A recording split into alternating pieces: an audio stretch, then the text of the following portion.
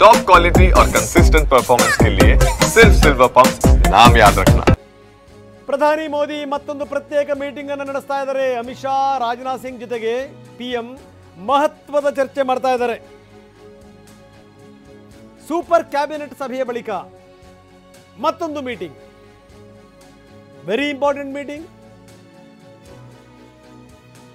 ಬಹಳ ಕುತೂಹಲ ಹುಟ್ಟಿಸಿರುವಂತಹ ಮೀಟಿಂಗ್. ಮೂರೇ ಜನ, ಪ್ರಧಾನಿ ಮೋದಿಯವರು, ರಕ್ಷಣಾ ಸಚಿವ ರಾಜನಾಥ್ ಸಿಂಗ್, ಗೃಹ ಸಚಿವ ಅಮಿತ್ ಶಾ,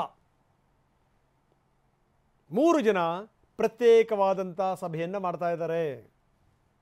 ಇವತ್ತು ರಾತ್ರಿ ಒಂದು ಲೆಕ್ಕದಲ್ಲಿ ಪಾಕಿಸ್ತಾನಕ್ಕೆ ಕಾಳರಾತ್ರಿ ಆದರೂ ಕೂಡ ಅಚ್ಚರಿ ಇಲ್ಲ. ಯಾವ ಸಂದರ್ಭದಲ್ಲಿ ಬೇಕಾದ್ರೂ ಸೈನ್ಯ ನುಗ್ಗಬಹುದು. ವಿಶ್ವಸಂಸ್ಥೆಯ ಪ್ರಧಾನ ಕಾರ್ಯದರ್ಶಿಗೆ ಧನ್ಯವಾದ ಹೇಳಿದೆ ಭಾರತ. ವಿಶ್ವಸಂಸ್ಥೆಯ ಪ್ರಧಾನ ಕಾರ್ಯದರ್ಶಿ ಗುಟೆರಸ್ ಅವರಿಗೆ ಥ್ಯಾಂಕ್ಸ್ ಹೇಳಿದೆ ಪಹಲ್ಗಾಮ್ ದಾಳಿಯನ್ನು ಖಂಡಿಸಿದ್ದಕ್ಕೆ. ಹೊಣೆಗಾರಿಕೆಯ ಮಹತ್ವವನ್ನು ಒಪ್ಪಿಕೊಂಡಿದ್ದೀವಿ, ದಾಳಿಯ ಬೆಂಬಲಿಗರನ್ನ ಕಟಕಟೆಗೆ ತರಬೇಕು ಅನ್ನುವಂಥ ನಿರ್ಧಾರ ಮಾಡಿದ್ದೀವಿ ಎಂದಿದ್ದಾರೆ ವಿದೇಶಾಂಗ ಸಚಿವ ಜೈಶಂಕರ್. ಈ ಮುಖಾಂತರ ನಾವು ತೋರಿಸ್ತಾ ಇದ್ದೀವಿ.